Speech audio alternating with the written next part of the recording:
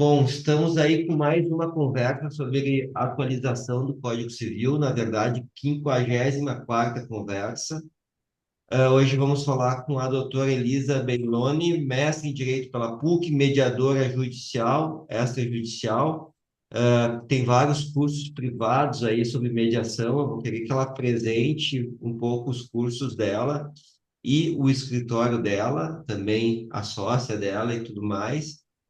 É uma colaboradora já de alguma data, já participou dos grupos de estudos ali de direito contratual e até agronegócio pela ESA, do qual sou mediador. Também deu aula lá no curso que eu patrocinei sobre teoria geral dos contratos. Então, é uma parceira, uma querida parceira que desenvolve um tema que eu acho muito importante, né? E que eu acho que hoje é o o tema mais contemporâneo que representa a autonomia privada, que é a capacidade de negociação e mediação dos contratos. Talvez essa seja uma fase de consciência da autonomia privada, né, Elisa? E eu acho que é Uhum. normal que ao longo da evolução a gente consiga desenvolver cada vez mais as competências, e dentre as competências que devem ser desenvolvidas pelo direito, seja judicial, extrajudicial, seja fomentando a partir da lei, é a atividade de mediação. Elisa, quero te agradecer em nome do Departamento de Direito Civil, do qual sou diretor. Quero te agradecer em nome da doutora Sulamita Cabral, nossa presidente do IARGS, aí, que com muita fé, muita garra e esforço nos mantém em pé. Obrigado por dedicar um pouquinho aí do teu tempo para os advogados do Rio Grande do Sul. O projeto de lei número 4 de 2025, que atualiza o Código Civil, eu acho que ele começa a reconhecer, dentro da autonomia privada, essas questões tanto de renegociação como de mediação também. E eu queria que tu trouxesse a tua visão de como que realmente a lei começa a enxergar isso através dessa atualização do Código Civil. Obrigado. Obrigada, professor Arnaldo. Sempre é um prazer estar contigo. A gente já está numa parceria aí bacana há algum tempo.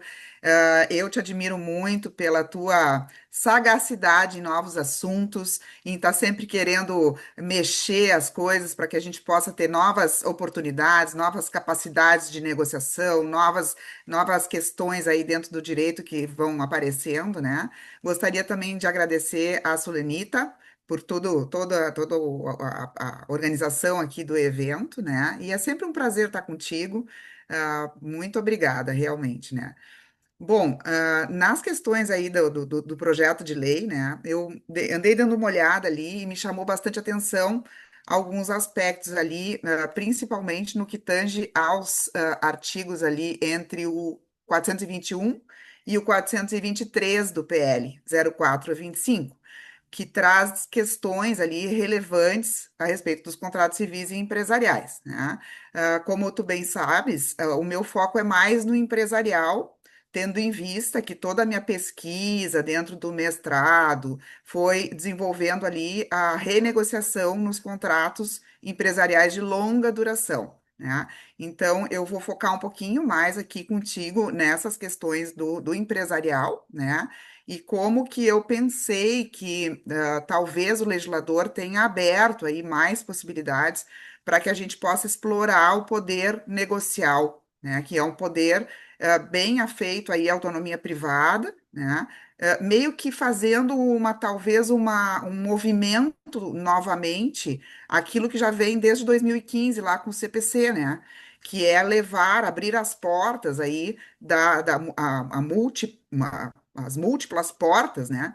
Tá? Do judiciário como um todo, não só na ação judicial convencional, ali do artigo 5º, inciso 35 da Constituição Federal, mas através da mediação, da negociação, da conciliação, né, que são os produtos, digamos assim, as portas encampadas aí pelo Poder Judiciário como alternativas de solução dos conflitos, né?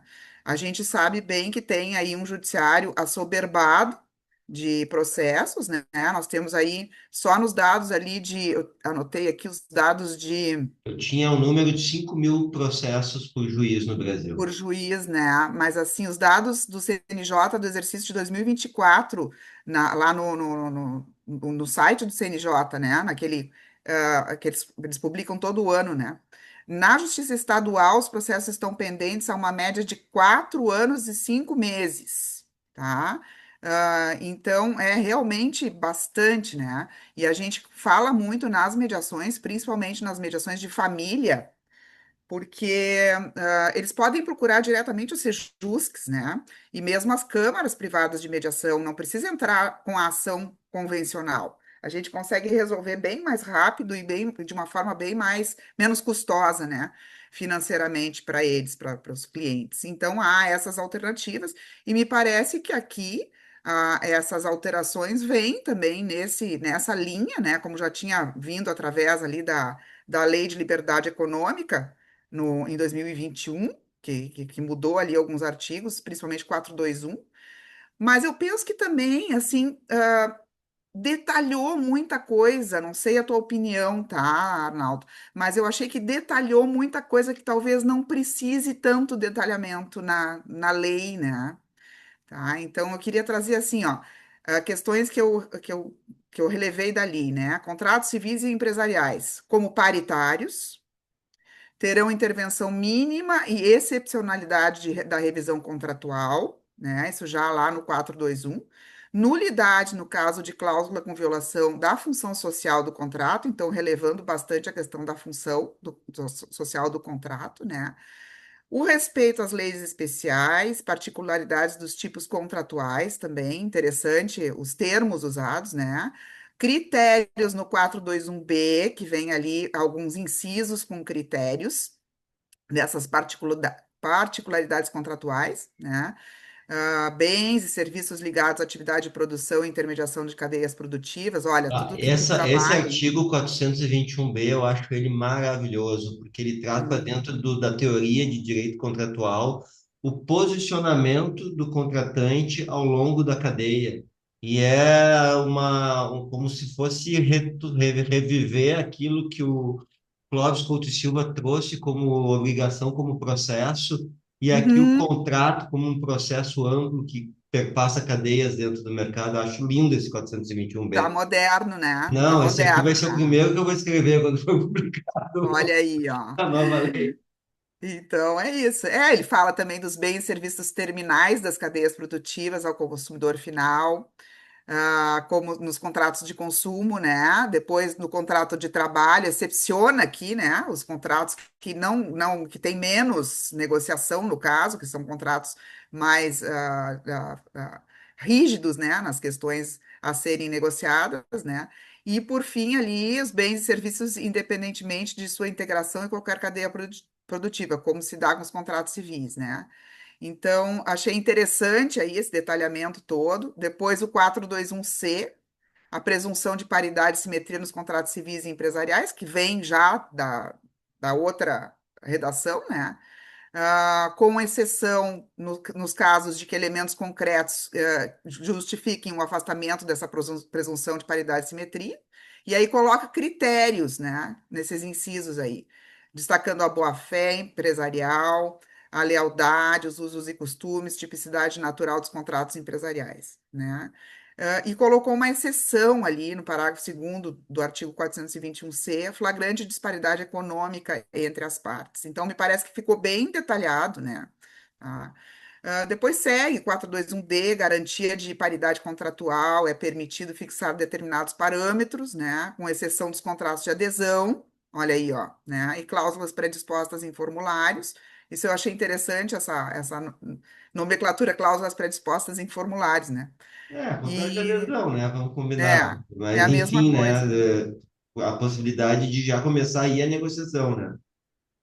Pois é, e 421E, interpretação contratual com vistas a privilegiar a finalidade negocial, ó, do contrato. Então já colocou aqui, está usando essa parte, essa nomenclatura negocial bastante, né? E aí Ali ele elenca casos nos incisos, contratos coligados, fomento de vários negócios, vários tipos contratuais que estão ali, né? Tá? E eu achei interessante que ali no 421F tem uma remessa lá para o 966, quanto aos contratos empresariais, né? E isso me traz também a necessidade de É o se quatro olhar. dois um f, né? 421F remete ao artigo 4, artigo 966, né? Que trata do empresário, Do né? empresário. Qualifica o Eles são os empresário. princípios, né? Os princípios do direito empresarial. Exatamente, né? Então ali traz o 966, é empresário, quem exerce profissionalmente atividade econômica organizada para produção e circulação de bens ou serviços. Então, decompondo esse conceito, né? A gente tem que ter o empresário como alguém que desenvolve um ofício mediante uma atividade, né? Com esses atos praticados de forma repetida, não através de um único ato isolado, né? Que essa atividade deve ser de natureza econômica, ou seja, criadora de riqueza mediante a produção de bens e serviços. Aí se liga lá ao 170 da Constituição Federal, que fala também sobre isso, né? Da necessidade de movimentação da economia como um todo. A atividade tem que ser organizada, tem que ter o objetivo da busca do lucro e ser desenvolvida de forma profissional, né? Profissionalmente. Então, coloca aqui, já ali nessa remessa, me pareceu aos critérios ali da definição de empresário, né? Tá? Então, essa para mim é uma novidade interessante, achei que dá uma aprofundada, digamos assim, nas questões aqui que são colocadas, né? E depois a gente tem ali o 422 fases dos contratos, as tratativas iniciais, conclusão, execução e pós-contrato, guardando sempre os princípios da probidade e da boa-fé, né? E a violação dos princípios da confiança, probidade e boa-fé gera um inadimplemento contratual. Também achei interessante, né? Na E função depois social, o desrespeito à função social gera nulidade contratual, gera nulidade segundo contratual. 421 do Código Civil, no, É. na, no, Então, e no- aqui na redação nova. sim, a confiança, a probidade, a boa-fé, é o Gera inadimplemento contratual. inadimplemento, né? Nulidade é uma coisa, inadimplemento é outra, um prescreve, outro não. É. E o 423 que detalha ali o contrato de adesão, as suas características e a interpretação. Então, dá muito subsídio aqui para que a gente possa efetivamente ter as margens aí para ter um poder negocial, né? Que, digamos, uma capacidade da pessoa física ou jurídica de influenciar, modificar ou a mesmo determinar o conteúdo dessa negociação num contrato, né? Esse poder aí ligado aí à posição de vantagem ou desvantagem de cada uma das partes na negociação. Então, eu penso assim, achei interessante as modificações, porém, penso que quanto mais se detalha, né, menos possibilidade de articulação se tem, né? Mais rigidez se imprime. Porém, também, por outro lado, se imprime talvez mais segurança jurídica, né? Não sei o que que tu acha, Arnaldo. Eu acho assim, olha, o que que eu vejo assim, desde a primeira Revolução Industrial, em que nascem os intermediários, e os intermediários, eles nascem com um contrato de adesão já, né? O representante comercial e o distribuidor, que são profissões que nascem do excedente, né? Quando não tinha excedente no mercado, antes de 1800 não precisava ter representante comercial e distribuidor, né? Então, quando tem um excedente, nascem esses intermediários e nasce aí a adesão contratual, que nasce antes do consumidor, nasce dentro do ato comercial, veja bem. A adesão comercial como técnica não nasce com direito do consumidor, nasce no direito Sim, comercial. comercial. E com a terceira revolução industrial e a quarta revolução agora, em que a gente passa a ter plataformas digitais para prestação de serviço, plataformas digitais para venda de produto, parcerias que são feitas por tecnologia, como as blockchains, e as multipropriedades e criptoativos, né?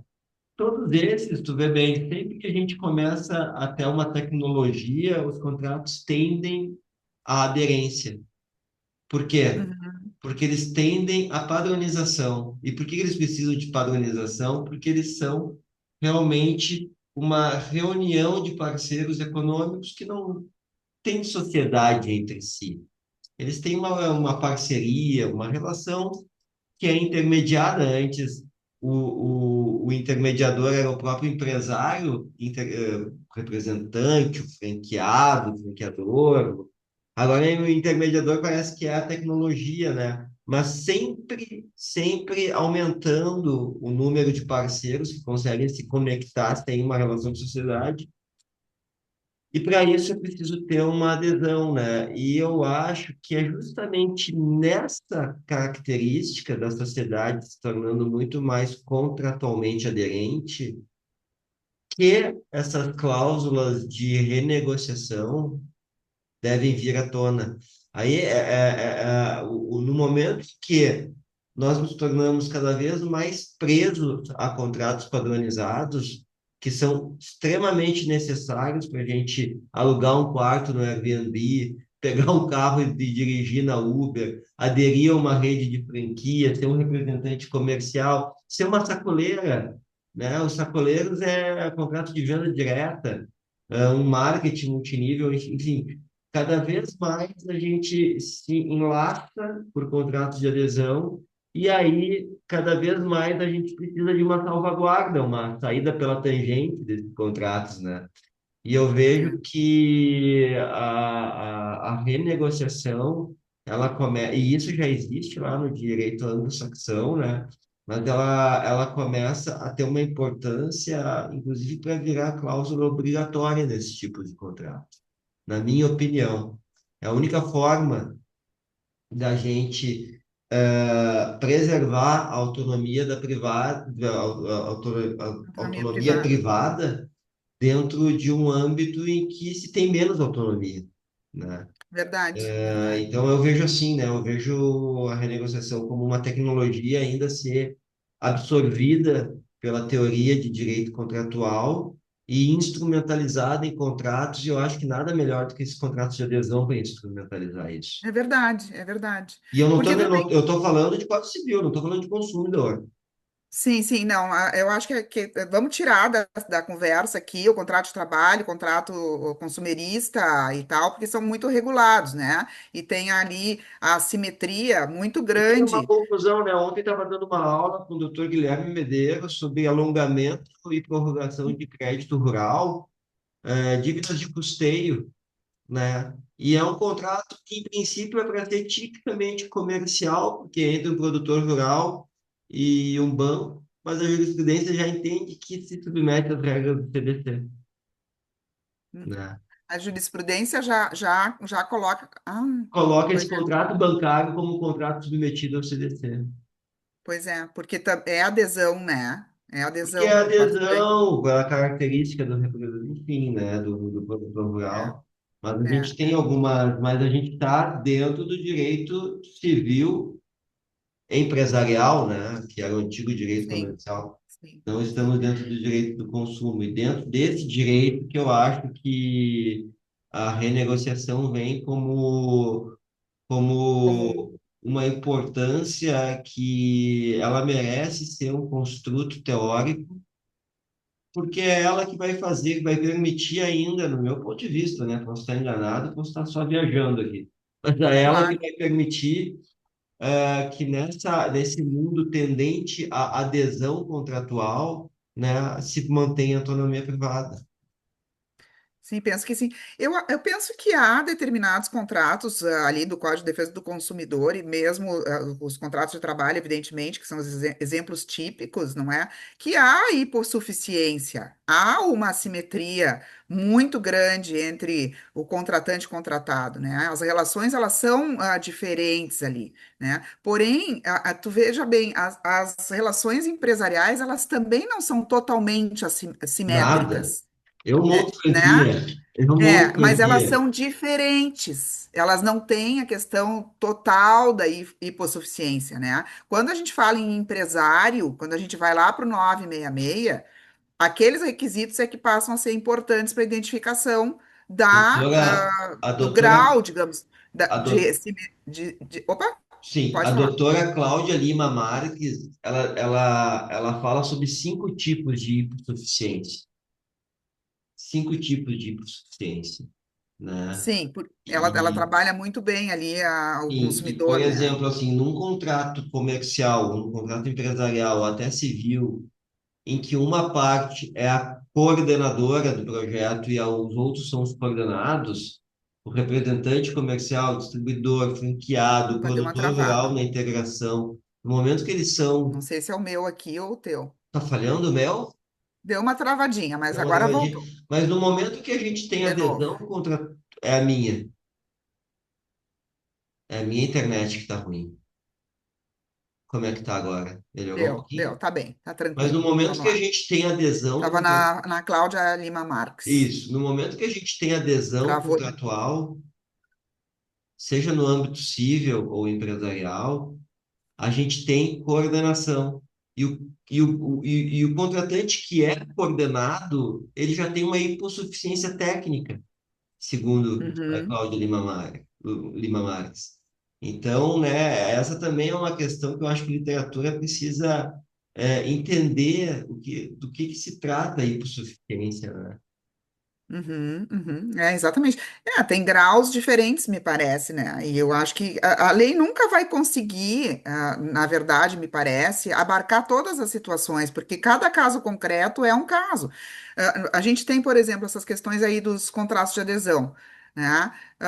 Eles vêm para facilitar, para operacionalizar um procedimento que acaba funcionando no dia a dia dos empresários. O empresário não tem tempo, ele precisa fazer negócio, ele tem que ganhar dinheiro, ele visa o lucro, né? Ele não pode ficar trancado dentro de estruturas que o procedimento não ande, né? Então, aonde que eu entro muitas vezes? Eu entro, em colocar dentro da realidade, né, daquilo que é a necessidade das pessoas que estão contratando ali, para sair um pouco fora do judiciário, sair um pouco fora das questões jurídicas em si, para proporcionar que se resolvam as questões logo, né, para que possa funcionar. Então, eu penso assim, a lei vem para nos dar um substrato, um subsídio ali. Porém, se a gente puder negociar de uma forma adequada para achar soluções, e essa a solução de cláusulas de renegociação em contratos mais rígidos, como os de adesão, são uma excelente alternativa,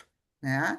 Porque tu vê assim, ó, em termos de poder negocial, tu tem situações como um banco e um consumidor, né? Quem é que tem um poder negocial maior? Evidentemente que é o banco, né? Ele tem poder econômico, ele tem os contratos de adesão, é ele que vai comandar a batuta da coisa, né? A mesma coisa numa relação empregatícia. Quem tem o poder é o empregador, né? Tem superioridade hierárquica, tem a dependência econômica do empregado, tudo mais. E nas empresas acontece a mesma coisa, né? E muitas vezes tem grandes empresas que têm um poder econômico muito maior e ditam as condições contratuais. Porém, essas empresas, né, muitas vezes no nosso judiciário aqui são tidas como contratantes paritárias, né? Onde que eu quero chegar? Vamos sair um pouco do jurídico e entrar um pouco mais no poder negocial mesmo. Como que a gente poderia, essa é a questão que eu fico colocando sempre, melhorar, estreitar, azeitar as relações comerciais, né, para que elas possam achar por si soluções dentro dos contratos que são firmados aí, né? Tá? Para as suas assimetrias, para as suas lacunas, para as suas incompletudes, né? E é isso que eu trago um pouco ali no meu estudo, né? Na minha pesquisa do mestrado, exatamente isso. Eu coloco a negociação como uma estrutura a ser estudada e compreendida, né? Como a gente tem, como tu bem disseste ali, a nossa tradição, a tradição aqui é romano-germânica, tradição do direito que é o direito posto, direito escrito, completamente diferente do direito anglo-saxão, do direito americano, né, que vem da Inglaterra ali nas suas origens, que tem em si a common law, ou seja, o precedente é o principal aspecto que eles se baseiam, e eles sabem negociar. Eles negociam com muita habilidade. E aí a gente tem, assim, eu já trouxe em outros encontros contigo, a referência da escola de Harvard, que tem na escola de negócios 100 anos de estudo da negociação. 100 anos, mais de 100 anos, desde 1908, né? E na escola de direito, desde 1981, ou seja, 40 anos, nós temos aí o estudo da negociação como uma ciência a ser aplicada, né? Só que nós não temos no nosso meio jurídico a, a tradição, a cultura da É bem negociação, isso, é cultura mesmo. né? E aí é necessário aprender um pouco sobre isso para ter resultados. Então, tem que buscar resultados. E é isso que muitas vezes a gente consegue nas mediações, porque quando a gente é treinado para a mediação de uma forma aprofundada, né? E faz isso já profissionalmente há um tempo, se consegue coordenar. Acho que a palavra é exatamente essa, né? Coordenar, né, as partes que estão envolvidas ali e que, na maior parte das vezes, elas não querem ir adiante ali em relações pesadas, emocionalmente difícil para todo mundo. Às vezes são empresas familiares ali, quebra uma empresa familiar, uma desavença societária, né, que vá para o judiciário, quebra uma empresa, acaba sendo um câncer dentro da empresa, né, e a gente consegue lidar com esses aspectos, mesmo com aqueles que muitas vezes não têm insights, né, que têm dificuldades de aceitar determinadas premissas, a gente às vezes consegue aos pouquinhos e vai treinando, mas isso é técnica, né? Isso é aprendizado. Então eu falo muito em poder negocial, eu acho que renegociação é a palavra que vai vir aí nos próximos anos, vai ser o boom aí das grandes soluções, Eu né? também acho. Jurídicas, e, e Mas eu é coloco à preciso, disposição, né? desde que a gente tenha uma maturidade, né, teórica, né, eles. Pois é, pois é. Então, estamos aí tentando estudar bastante esse aspecto, né? Eu tenho aí o meu curso também de mentoria Pois em é, eu queria negociação que de tu trabalho. falasse do teu curso, tá? E eu queria que tu falasse dos teus próximos cursos e também do escritório. Ah, tá certo. Bom, em relação a Mediadores do Sul, eu gostaria de trazer numa outra oportunidade aqui a Adriana, ou mesmo em outro canal, porque a Adriana, apesar dela ser da área da educação, ela é pós-doutora em letras, né? Ela foi gestora universitária, foi ah, uma grande profissional aí por muitos anos na área da educação, e ela tem um viés na gestão muito forte e que se agrega comigo, que eu sou uma negociadora muito árdua, por outro lado. Então, a gente faz uma dupla que estreita bastante aí as questões de negociação. Já trabalhamos na Câmara muito reestruturação empresarial, contratos, societário, família direto, né? Tá? Também a família empresária, né? Nós trabalhamos bastante na Câmara, às vezes tratamos por um ano, dois, eles resolvem vários acordos ali, sem precisar entrar no judiciário, é bem interessante. Então, essa é a parte da Mediadores do Sul, que nós somos mediadoras dentro do judiciário e fora dele também, né? E eu tenho um viés um pouco mais para cursos também na área da negociação, porque o que que eu comecei a ver, Arnaldo? Que muitos advogados não sabem negociar, eles não sabem negociar, eles deixam para trás interesses importantes de seus clientes, muitas vezes, porque eles não fizeram um bom mapeamento do seu cliente ali, das questões que são relevantes, né? Porque muitas vezes o melhor é entrar no judiciário, efetivamente é, né? Mas muitas vezes pode não ser também, né? Então, eu lancei agora, recentemente, a primeira edição, foi bastante interessante, é uma mentoria, porque negociação é algo difícil de aprender sem a interação, sem a relevância de questões práticas, sem trazer as questões que são do dia a dia da prática, ainda mais para nós que temos essa base jurídica nossa aqui tão diferente do que é a negociação, né? Tão arraigada em princípios e lei e tal, né? Então, digamos assim, nós somos muito duros para negociar, né? Nós não temos flexibilidade, nos falta aqui no Brasil, principalmente, e na América Latina como um todo, é essa flexibilidade. Então, é isso que eu trago, né? Eu estudei no INSPER, o método Harvard, e depois aprofundei no MIT. E depois aí comecei a aplicar nas minhas pesquisas, enfim, né? E aí tô com a segunda edição, que começa dia 6 do 10 agora, da mentoria. Só entrar lá na plataforma Hotmart, tá lá. Bota o meu nome que deve aparecer lá. Eu vou, quando a gente for divulgar esse vídeo, quando é que começa? 6 do 10. Tá, no mesmo dia do meu curso de agronegócio na Unicinos. Olha isso, Ah, coincidência legal, boa. legal. Não, mas antes disso, teu vídeo vai pro ar, eu vou postar lá com o link para inscrições. Tá bom, querido. Muito Lisa, obrigada, muito sempre um prazer. obrigado. Sabe, eu acho que essa é uma temática que está ainda, infelizmente, à frente da nossa era, né? Mas parabéns por já estar inserida nela, e principalmente por aceitar esse desafio de falar dela numa área que ainda é uma área obscura dentro da teoria, em que se fala em mão invisível do mercado. Será que não seria melhor? E não será, e não será, e não será. Mantém-se tudo igual e a gente vê as abusividades acontecendo. Eu acho que a partir daí a gente consegue flexibilizar um pouco e, ao mesmo tempo, fomentar a autonomia privada e flexibilizar essas amarras desse mundo adesivo que a gente vive cada vez mais. Te agradeço de novo em meu nome, em nome da doutora Sulamita, e já fica o convite para uma próxima conversa.